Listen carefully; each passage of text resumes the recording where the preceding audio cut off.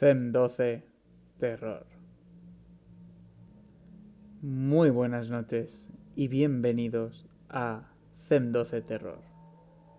Hoy, como primer capítulo de este nuevo programa que creo, ya sabéis que yo parto de un canal de YouTube de gameplays, vamos a poder disfrutar de la historia desde el principio de la famosa casa estadounidense de Amityville. Esta casa tiene algo atractivo y algo llamativo a la vez, y algo terrorífico. Es verla, ver esas ventanas, esa arquitectura, y ya nos está transmitiendo cierto malestar, cierto... está notar algo malo. Pese que está en un sitio idílico, la casa es la perfecta casa americana que todo el mundo le gustaría tener, con su embarcadero, su jardín, una zona residencial tranquila.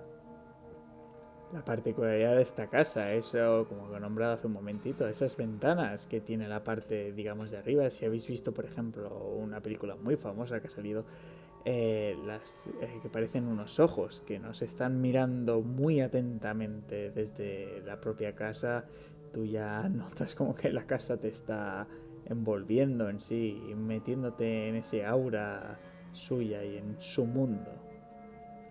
Bueno, esto digamos que es un poco la intro que os quería transmitir. CEM12 Terror, os explico y ahora comenzamos. Quiero empezar con esta historia porque me parece que es una de las casas más importantes que hay en el mundo, la más conocida, la que han pasado muchas cosas y que os voy a ir relatando capítulo tras capítulo. Pero antes de nada, quiero presentarme. Yo soy Diego Martí. Yo soy investigador paranormal.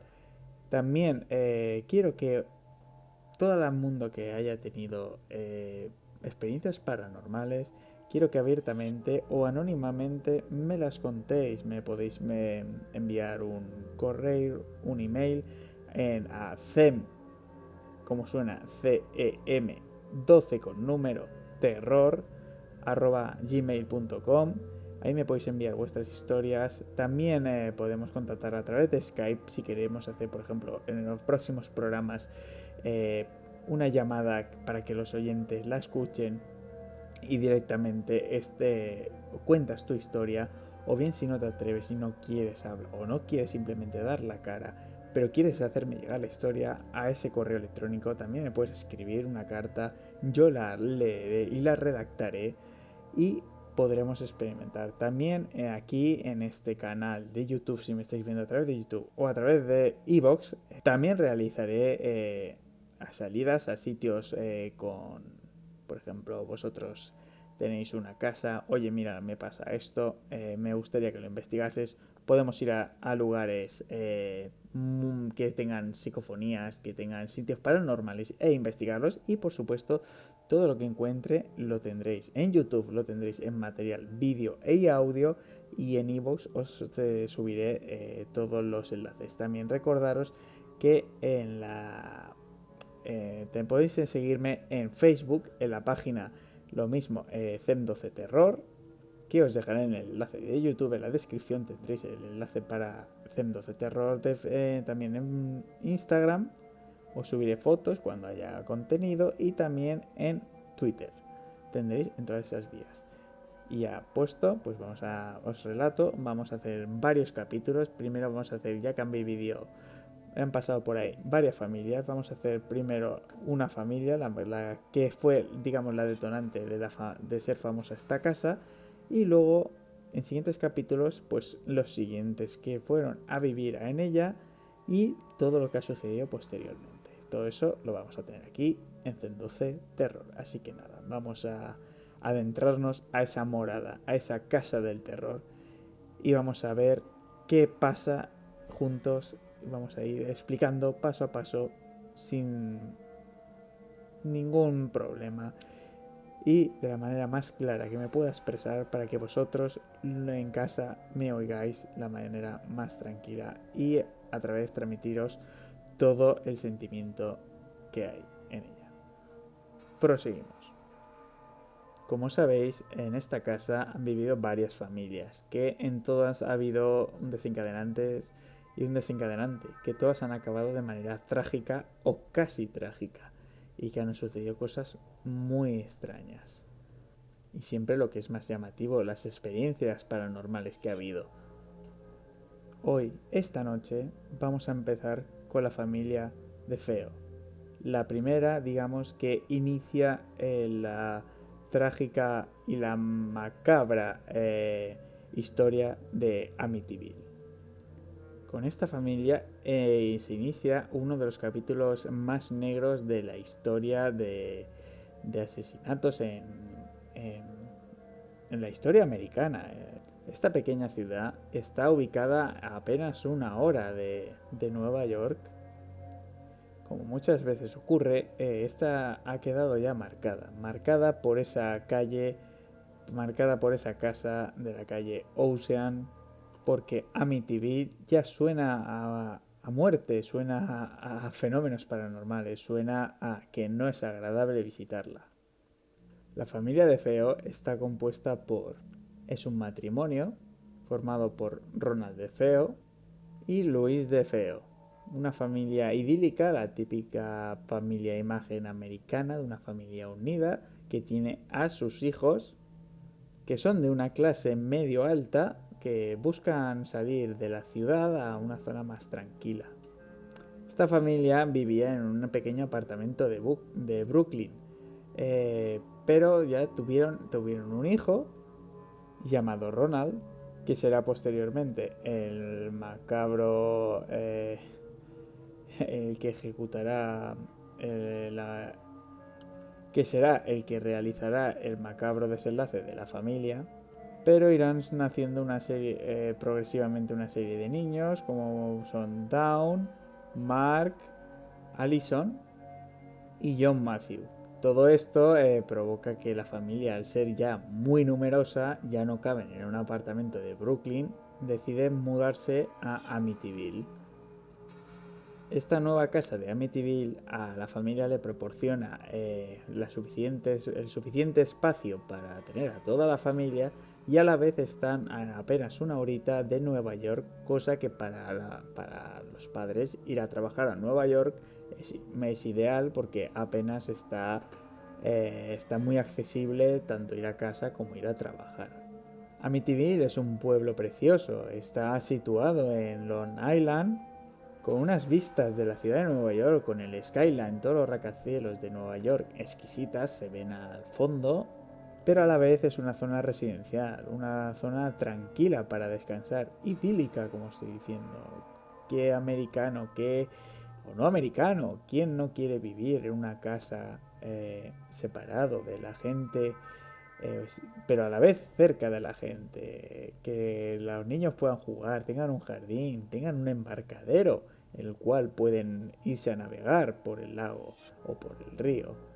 Esta casa está ubicada en el 112 de Oceans Avenue y en esa dirección es donde nuestros protagonistas van a instalarse en ella. Esa casa tiene un estilo colonial americano de grandes proporciones.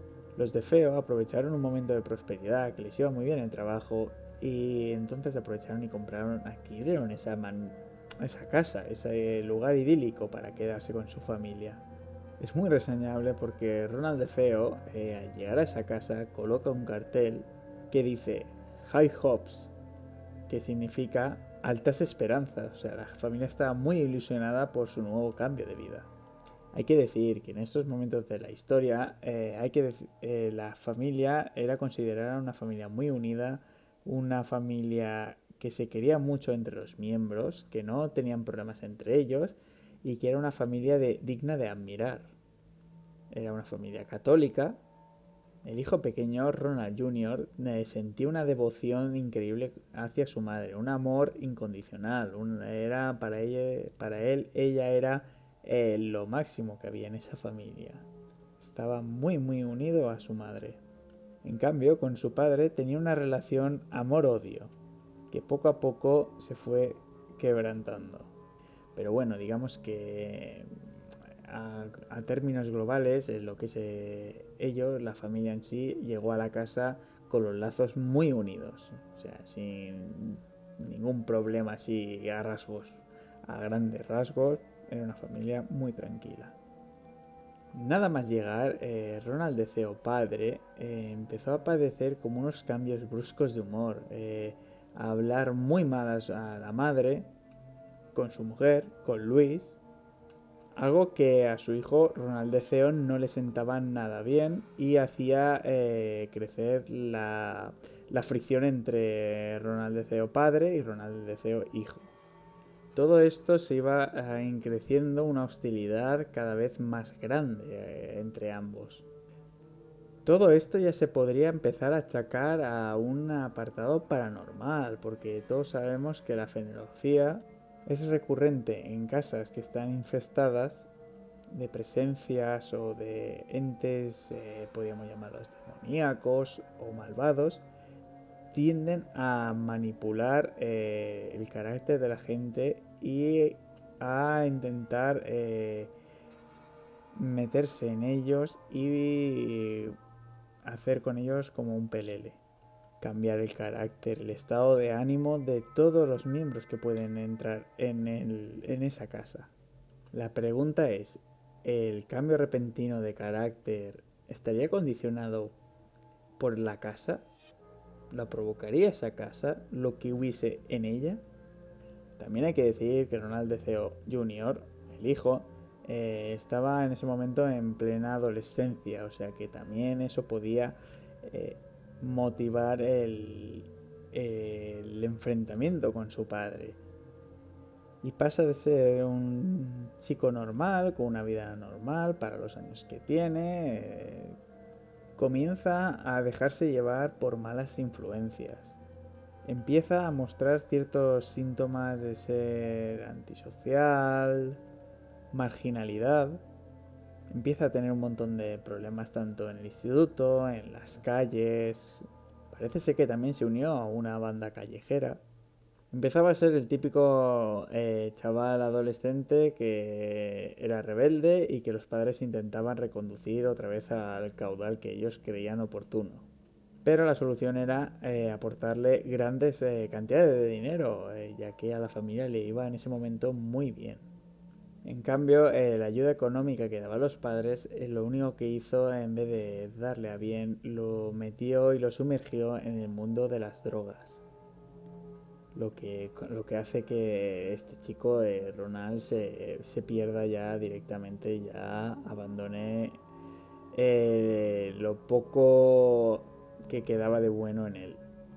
Ronald hijo era un niño bastante solitario porque parece ser que tanto Ronald padre como Luis discutían bastante y tenían bastantes peleas incluso antes de llegar a la casa. Entonces eso también hace cuestionar el cambio de humor de Ronald al llegar a la casa, puesto que luego se se salió a la luz de que las peleas eran ya habituales en la familia.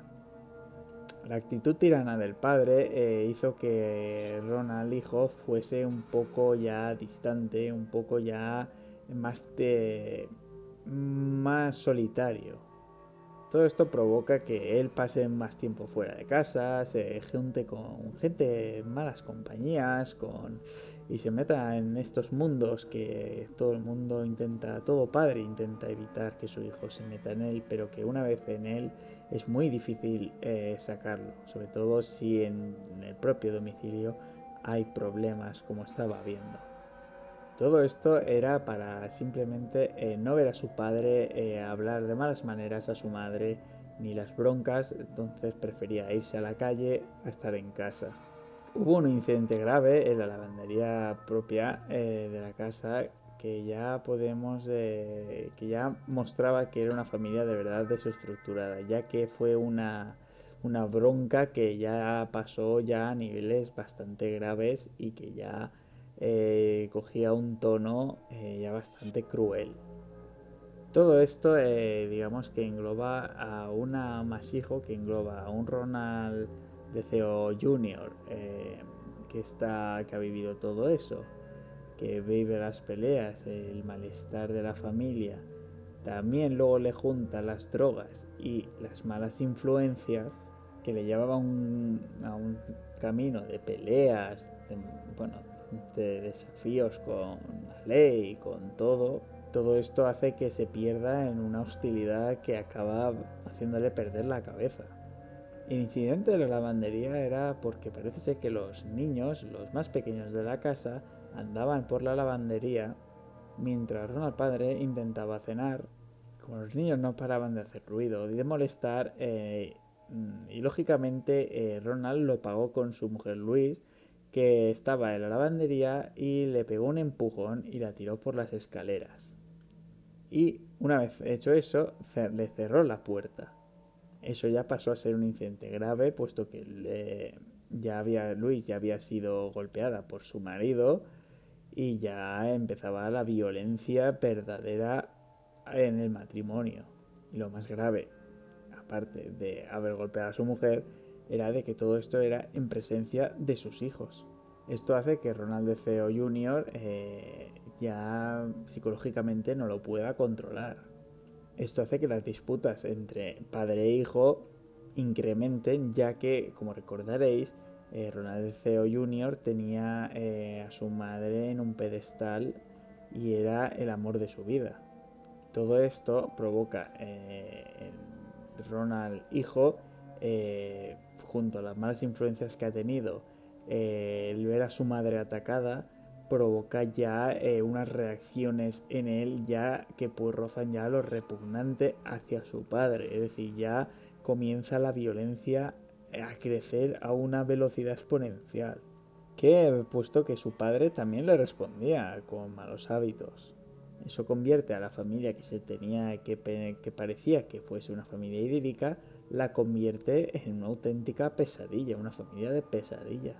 Al mismo tiempo de que pasaba todo esto, de que tanto Ronald padre como hijo iban creciendo en violencia, en malestar, en la casa ya comenzaban a suceder hechos paranormales y situaciones que no tenían no tenían explicación alguna. Ronald hijo, fue el primero en empezar a sentir esa presencia paranormal. Digamos que era, también decían que era, bueno, se dice que es el que más sensibilidad de la familia tenía. Por eso es el primero que empezó a notar cosas y hechos paranormales en la casa.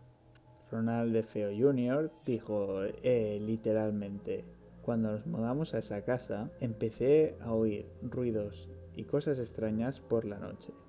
Es decir, él ya empezó a notar cosas y seguía y decía, era como si alguien estuviera caminando por la casa. La gente decía que eran cañerías lo que escuchaba, pero yo tengo claro que eso debían ser cosas de fantasmas. Es decir, cuando él decía eso, quiere decir que ya ahí ya empezaba un factor paranormal en la casa. Con esas declaraciones él afirma, él ratifica que escucha unos pasos en esa casa, que hay alguien por la noche en esa casa, haciendo esos ruidos. Tenía la constante sensación de que alguien le estaba observando todo el rato. Y lo que es más escabroso es que él escuchaba gritos que él sabía que no provenían de su familia. Pese a que hubiesen esas discusiones, él estaba convencido de que eso no venía ni de su padre, ni su madre, ni de sus hermanos. Eran gritos desconocidos, gritos que no había habido nunca. Hay que mencionar que cuando la situación ya se volvía insostenible, sobre todo con su padre, él hacía muchísima vida en el sótano de la propia casa, del cual él llegaría a decir años después que era realmente el origen de esas sensaciones, esas voces que escuchaba. Él siempre tuvo la sensación de que venían de ahí, de ese sótano de esa casa. Pero es curioso porque, por ejemplo, para él era como un imán, era el sitio, podría decirse, el sitio más cómodo para estar en esa casa. Era una cosa curiosa porque era donde más oía las cosas, donde más extraño se sentía, pero en cambio era donde más a gusto él estaba. Es una contradicción en toda regla, es decir, es donde peor estoy, pero a la vez es donde mejor estoy. Sin duda es una paradoja en toda regla. Avanzan los días, avanzan los años y cada vez la relación entre Ronald padre y Ronald hijo está cada vez más y más deteriorada, hasta el punto de que en varias ocasiones Ronald Jr. abandona la casa, pero siempre era el padre el que iba en su búsqueda y al final hacía que regresase al hogar.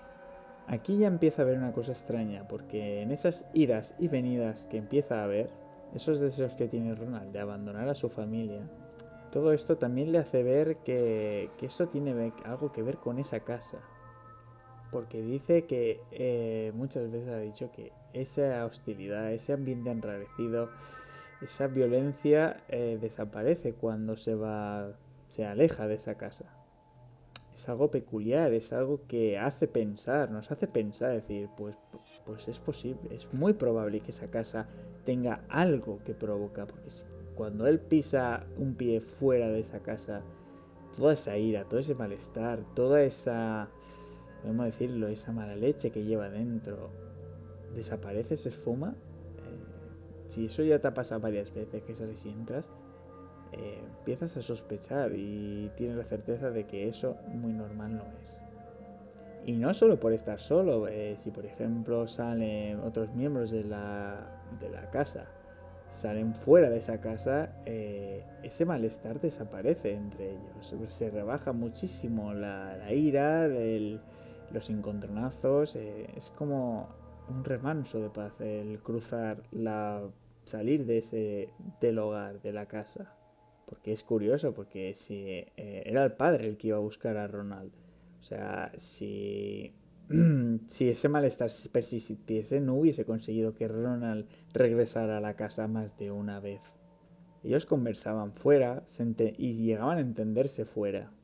Dentro de la casa, el padre, Ronald, empezaba a sentir ciertos toques así paranormales y ciertas cosas que ya empezaba a ver que no eran normales. Él, como veía que todo ese ambiente enrarecido, empezó a rodear toda la casa con estatuas procedentes de Canadá, procedentes de un oratorio, para que supuestamente esas malas energías que provocaban las discusiones, digamos que se disipasen y desapareciese y volviese toda a la paz. Luis de Feo, la madre, tenía siempre un presentimiento fuerte de que algo muy malo iba a ocurrir en la casa. Ya sea porque ella porque veía el clima que había en esa casa y lógicamente pensaba que eso no iba a acabar bien, o bien porque de verdad presentía la maldad de esa casa y sabía que algo iba a suceder en ella. De hecho, era tal su convicción que a la propia ama de casa se lo dijo en confianza, le dijo que sabía que en esa casa iba a suceder algo muy malo, o fuerte, algo muy malo o algo muy fuerte, que iba a marcar mucho a la familia. Hay que decir que también el propio padre, el Ronald padre, también tenía esa sensación de que algo iba a suceder ahí. Y él tenía como que esa casa estaba como encantada, como que pasaba algo. Para él era como también intentar justificar esa maldad que él emanaba, esa maldad que le producía estar dentro de esa casa.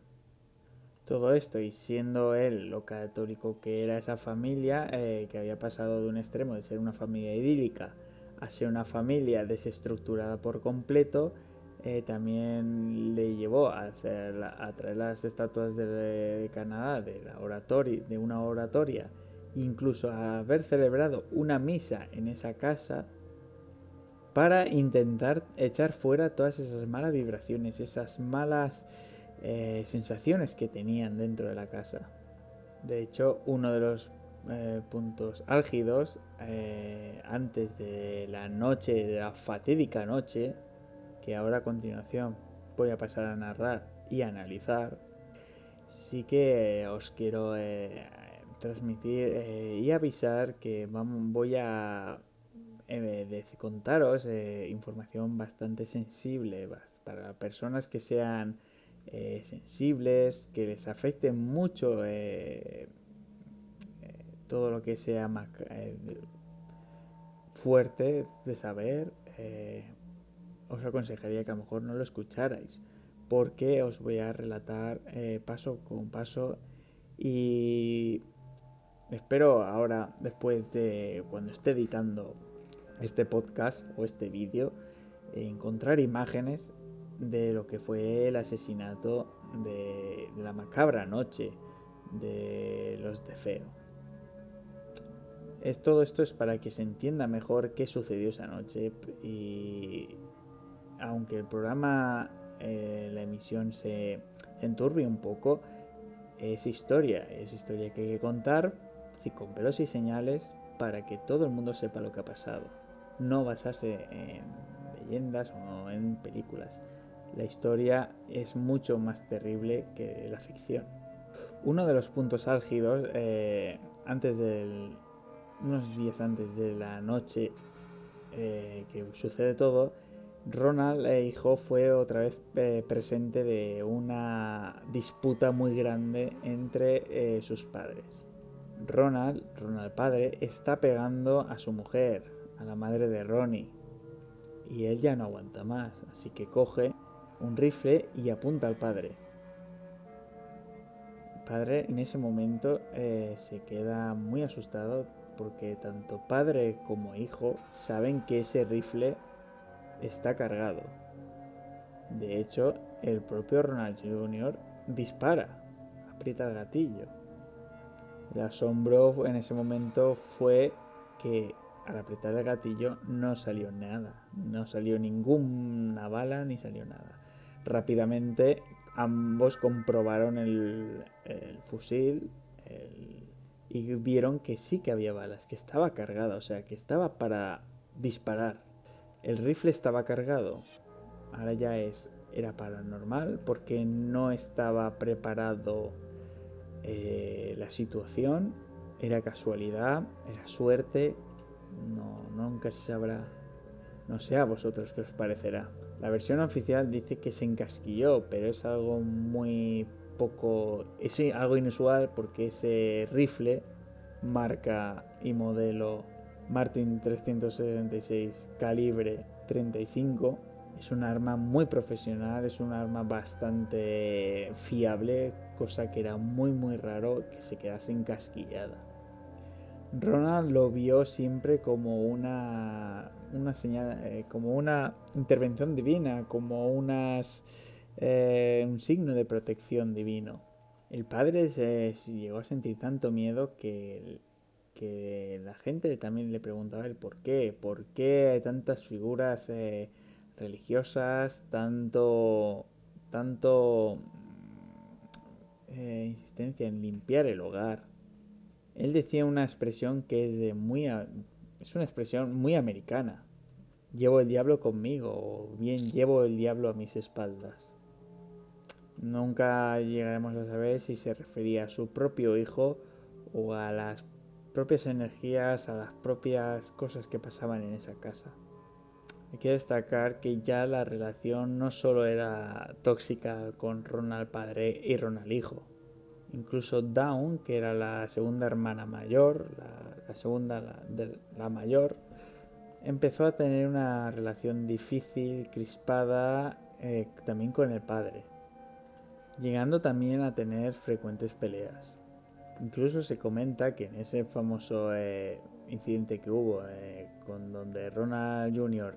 Disparó a Ronald padre, pero no salió ninguna bala, lo hace para defender a Dawn de un momento acalorado y una discusión que están teniendo en ese momento. Parece ser que en esos últimos meses de vida la relación entre Ronnie y Dawn se estrechó bastante, y tenían un lazo un poquito más fuerte de lo que tenían anteriormente. Justamente por tener un frente común. El frente común era el padre, era discusiones continuas con el padre, tanto por parte de Dawn como por parte de Ronnie. Ese año Dawn tenía 18 años cumplidos hacía poco. Ronnie tenía 23. Allison tenía 13 añitos, Mark tenía 12, John tenía 9 años. Por lo tanto, ya estos tres últimos se podrían catalogar como niños y ya los otros dos, Downey y Ronnie, ya serían adolescentes, ya siendo ya adolescentes adultos. Todo eso le hizo tener a tener situaciones mucho más parecidas a las que tenía su hermano Ronnie. Un dato muy interesante que me gustaría que supieseis contaros antes de esa fatídica noche. Eran frecuentes las peleas en esa casa y hubo una que estuvieron a punto de llegar a las manos. Padre e hijo. Después de la acalorada discusión, Ronald se dispuso a salir y aquí es donde está el dato interesante o podríamos decir, la coletilla o la frase interesante. Ya que advertía, dice, os salgo de esta casa o os voy a matar a todos. Era como una especie de premonición. En ese momento, claro, nadie se lo tomaba como que era cosa de la bronca, pero visto desde fuera, podía haber sido una premonición de lo que iba a suceder unas escasas noches más adelante. Nos acercamos a esa noche, ese 13 de noviembre de 1974. Ronald Jr. estaba tranquilamente tumbado en su cama, viendo una película, que no sé hasta qué punto una persona cuerda está una hora antes de cometer ese asesinato, está tranquilamente viendo una película en su cama, descansando o relajándose. Bueno, hay que decir que a lo mejor muy tranquilo no estaba porque estaba viendo una película bélica, pero bueno, todo el mundo puede ver una película bélica o de acción o de comedia y estar tranquilamente descansando. La película se llamaba La Fortaleza.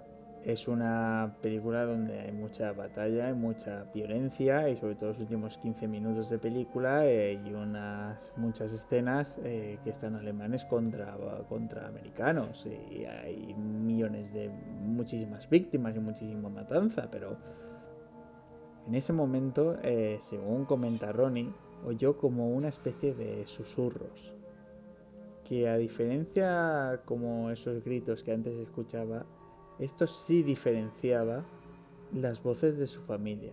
Y lo preocupante, por lo menos para él, es que llegó a escuchar como que prestaba atención y lo que creía que su familia estaba diciéndole en voz baja, era una auténtica conspiración para asesinarlo, para acabar con su vida. Eso parece ser que fue el estallido, los pensamientos internos que él tenía y la paranoia que empezó a crecerle. Que luego te pones a estudiar la mente de ese chaval y es un egocentrismo brutal, el creer que toda tu familia lo que quiere es matarte y que solo van a acabar contigo, que solo están planificando tu muerte. Se puede llegar a entender, a pensar que al ver estas imágenes de esta película y oír estas voces, él pensó que acabando con su familia sería una vez de aniquilar ya esa sensación de malestar, esa sensación de intranquilidad, de peligro. En esos momentos, según las declaraciones de Ronnie, aparecieron unas manos negras de la nada que le ofrecieron el rifle con el que posteriormente ejecutó a toda su familia. Lo que digamos que da un poco más, lo que da más miedo es que él afirma que, que eran unas manos negras, unas manos, eh, eso, unas manos negras que le dan el rifle con el cual posteriormente comete el macabro asesinato. Ahora sí vamos a pasar al momento más sensible de la historia, el momento que marcó esa casa ya definitivamente y el origen de que esa pequeña bahía, esa pequeña población, Amityville, ya se quedase marcada para siempre como lugar terrorífico y lugar eh, que relacionaba, en vez de un paraje hermoso, un paraje de muerte, y quedase marcada con sangre para siempre. Los crímenes comenzaron con Ronald DeFeo, influenciado quizá por esta repentina furia homicida, lo primero que hace es ir directamente a la habitación de sus padres. La primera víctima es su padre, que estaba plácidamente durmiendo, recibe 2 disparos en la espalda y a continuación procede a dispararle 2 disparos también en la espalda a su madre. O bien la parte posterior, digamos, del cuerpo, porque no sabemos si apuntó a un punto objetivo o simplemente encaró el fusil, el rifle y disparó 2 veces a la espalda de la madre.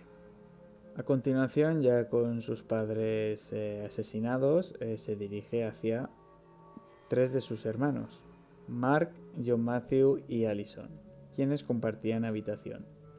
Lo que hace, según se dice, los críos ya estaban despiertos seguramente por los disparos y él les obliga a mirar a la pared. Según se dice, Ronald quería evitar a sus hermanos ese rostro previo a la muerte. Y lo que hace es, con los críos mirando a la pared, pegarles un tiro a cada uno en la cabeza.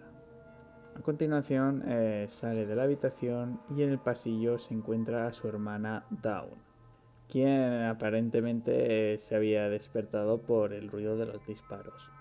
Ronald al fondo escucha una voz que le dice: ¿Eres tú, Ronnie? Y él le obliga a volver y regresar a su habitación, el cual dice que no ha pasado nada, que regrese tranquila a su habitación. Cuando Dawn regresa a su habitación, lo que hace Ronald es repetir su esquema. Va a la habitación de su hermana, y también sin piedad la ejecuta con un disparo en la cabeza. En ese momento, Ronald DeFeo acababa de masacrar a toda su familia con una sangre muy fría.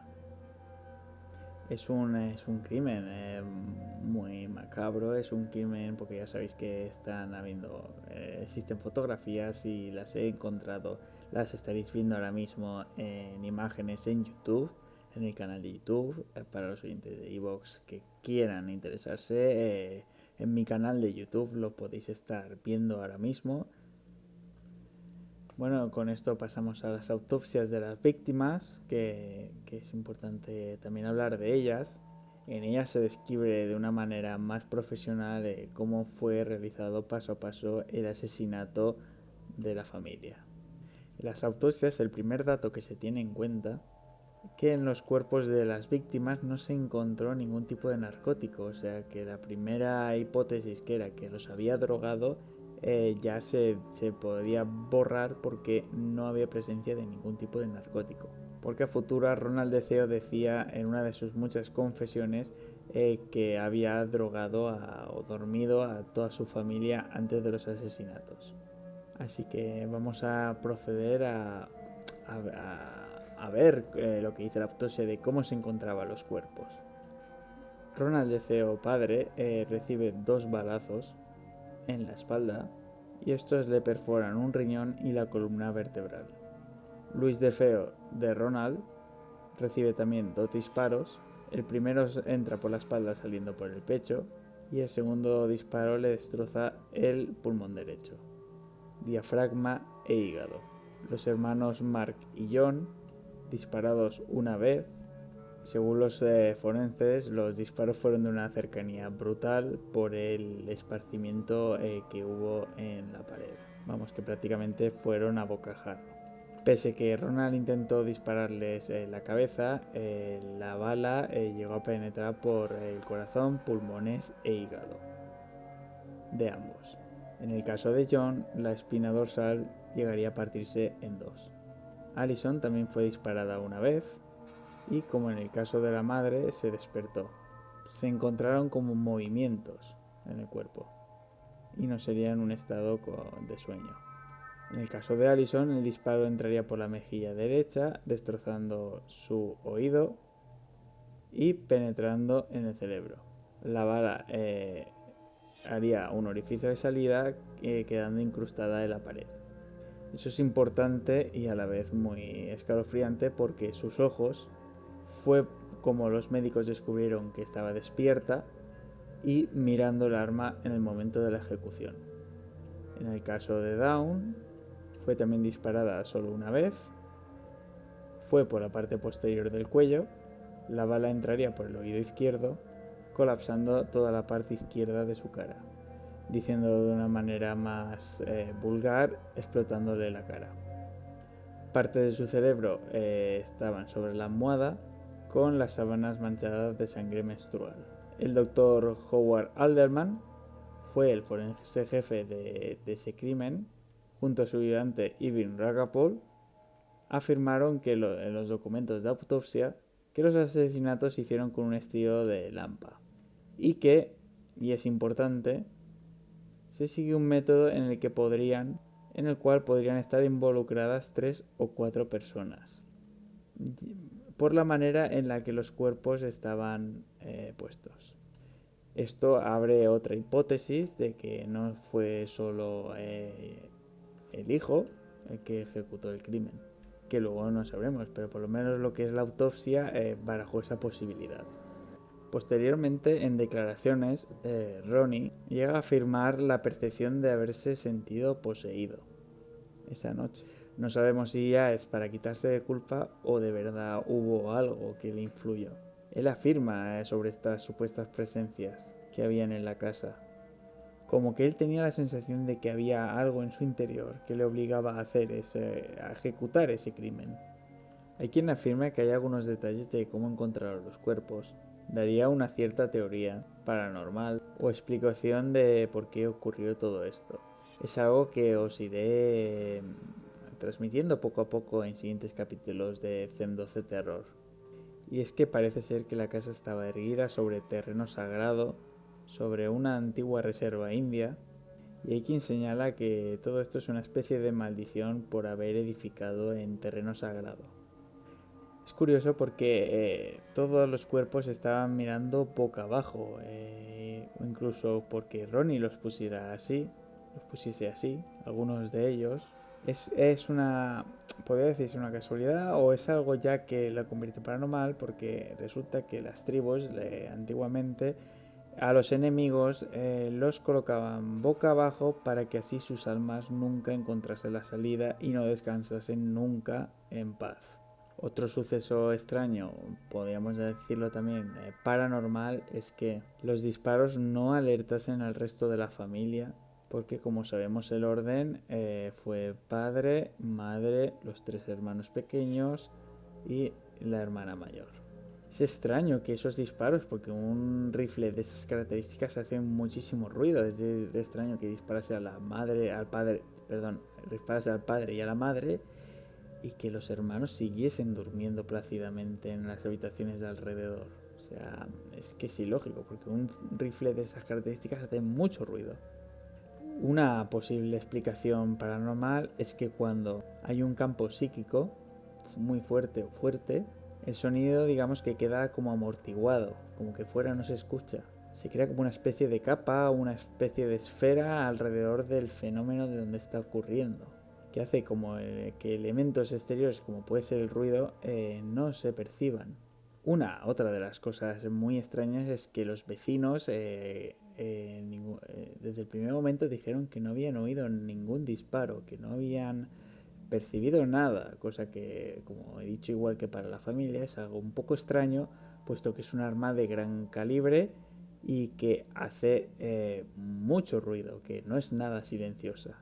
Y más dentro de la noche, es decir, que por el día puede pasar un poco más desapercibido, pero por la noche, que está todo en silencio, un sonido de un arma se oye a varios metros de distancia, a varios cientos de metros. Se baraja una hipótesis de que a lo mejor sí que lo escucharon, pero solo, digamos que se callaron. No quisieron verse inmersos en el tiroteo. Tenía una hipótesis de que o bien Ronald DeFeo Jr. podía haberse sido un ajuste de cuentas o que el Ronald DeFeo hijo practicaba bastante, parece ser, en el patio de la casa con el rifle disparando, pegando tiros al aire, las inmediaciones de su casa. o bien porque se creía que había, como os contaré más adelante, ciertos vínculos con la familia de Feo, con la mafia. Y los vecinos, bajo esta hipótesis, hubiesen preferido guardar silencio por las consecuencias posibles, por las posibles consecuencias si estuviese relacionado con la mafia. Adelantándome a capítulos que van a venir a futuro, la siguiente familia, los Luz, el padre de la familia, también decía que en ciertos lugares de la casa era como si absorbiese el sonido o no se escuchase lo que pasaba alrededor, como si la casa estuviese acorazada o como si hubiesen fuerzas que impidiesen dar a conocer ese fuente de sonido, llegasen al exterior y que alguien las percibiese. De hecho, hay un fenómeno paranormal que se llama campana de irrealidad, y es lo que os he contado antes de que, por ejemplo, un ente, una actividad paranormal crea como una esfera alrededor tuya que hace que ignores lo que pasa fuera de ella. Por ejemplo, estás viendo una televisión y una de las cosas comunes es de que estás viendo la televisión pero no estás escuchando lo que dice la televisión. Es, digamos, como que te aísla el fenómeno paranormal. Una cosa que hay que destacar es que, por ejemplo, Rona, cuando tenía problemas con los padres, se emborrachaba, se iba de la casa, pero en cambio, la noche que cometió los crímenes, se fue plácidamente a su cama y se fue a dormir y se quedó dormido en su cama, en la propia casa, hasta el día siguiente que se descubrió todo. O sea, es una sensación muy extraña, es algo impensable, es decir, una casa que está llena de cadáveres, una casa que huele a muerte, que huele a sangre, a sesos, a todo. Es decir, acabas de masacrar a tu familia y te vas a dormir plácidamente a tu cama. Hay dos teorías, una de que él era inconsciente de lo que había sucedido por su mente, había petado y era inconsciente de todo lo que había hecho, u otra de que él, haciéndolo adrede, se iba a dormir para luego así justificar como una paranoia, como que él no se había enterado de nada. Están las dos hipótesis en el aire. Digamos, forjar una buena coartada para decir, mira, tú crees que me hubiese ido a dormir plácidamente esta noche habiendo masacrado a mi familia, a mí me ha pasado algo. Él desde el minuto uno afirma como que había algo o alguien dentro de él moviéndose, y que es una sensación rara, es algo curioso, es notar moverse algo dentro de ti. Otra de las afirmaciones así bastante extrañas, todo esto evidentemente bajo la versión del asesino, cuando él mató al padre, era el que de verdad tenía deseos de matar por todo lo que había pasado.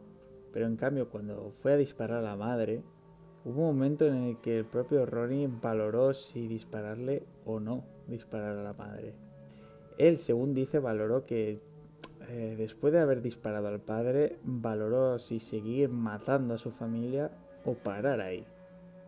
Pero tuvo una sensación de que era incapaz de hacerlo, de dejar de hacerlo. O sea, algo le impulsaba a seguir matando a su familia. Digamos que hubo un impulso en él que decía, no, para ya has hecho lo que tú querías, pero a la vez había otra cosa, una fuerza que le estaba diciendo, sigue matando a tu familia. Nunca se va a saber hasta qué punto hubo una especie de resistencia paranormal, ni hasta qué punto estuvo influenciado o no por una presencia. Bueno, y pasada esa noche marcada, ese 13 de noviembre, vamos a saber cómo se desarrolla ese día crucial, ese día post la masacre. Se descubrieron los cadáveres y todo lo que había ocurrido. Digamos que el círculo de amistades de Ronald Theo en ese momento se reducía a su novia de por aquel entonces, que era una camarera llamada Mindy Weiss, y Robert Keske, que era su íntimo amigo. Tanto que era el que le acompañaba día a día, y era el que más le llevaba al tema de drogas. Y era un poco, digamos, como su alma gemela. Bien, después de los crímenes, como os he señalado, Ronald se queda en la casa y sobre las 6 de la mañana inicia su jornada con total normalidad. Va a su trabajo, hace que pase las horas de manera más normal, lo más cotidiano posible, como si no hubiese pasado absolutamente nada, hasta que a la 1:30 de ese mediodía, de día ya 14, va a casa de su novia, en el que en casa de la novia ya llama a casa, llama a su casa, delante de ella le comenta la extrañeza de que nadie contestase a ese teléfono.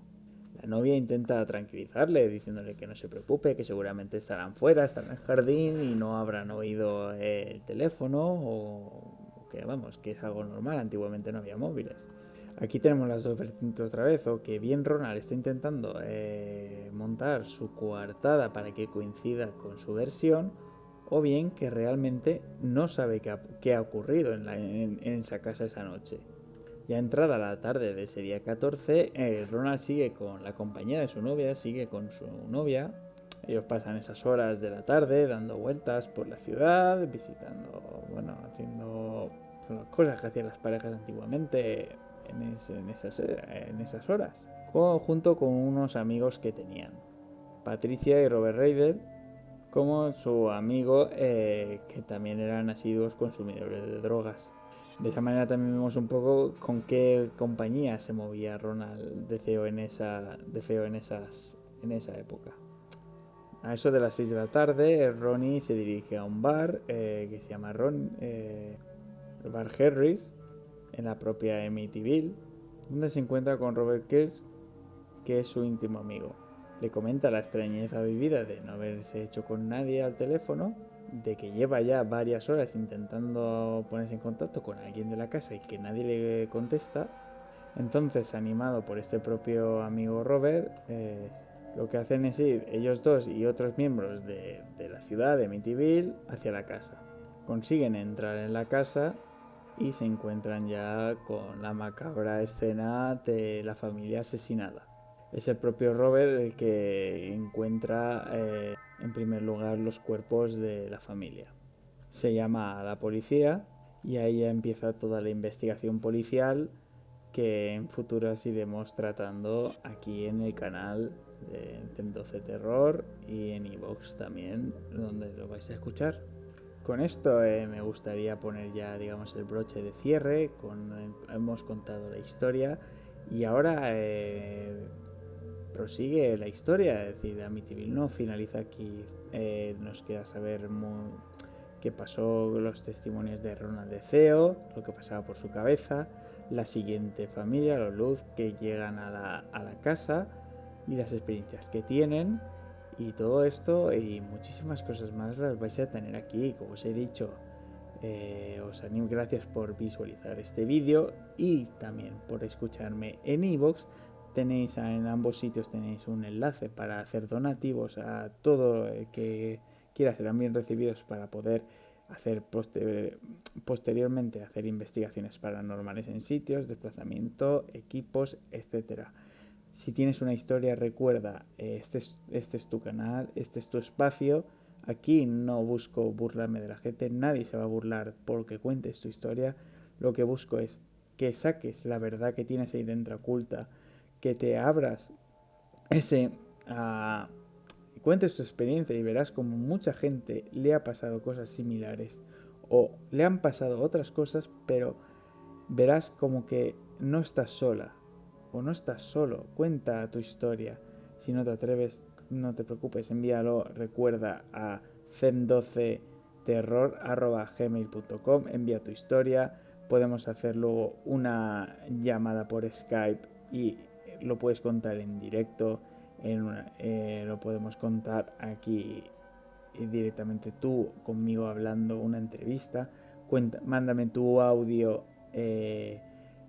diciéndome lo que te ocurre o una propia carta que yo leeré y te expondré aquí y la podrás escuchar. Todo eso hará que este canal crezca mucho y que seamos una familia muy unida y que digamos que podamos hablar tranquilamente sin ningún tabú de cualquier tema paranormal o suceso extraño que haya pasado. Espero que os haya gustado esta primera entrega de CEM12 Terror y espero que os guste la saga de Amityville, que vamos a desglosarla completamente aquí. Así que muchas gracias por ver y escucharme esta casi hora que hemos estado juntos. Recordad suscribiros al canal de YouTube y recordad seguir en iVoox. Así que buenas noches y hasta pronto.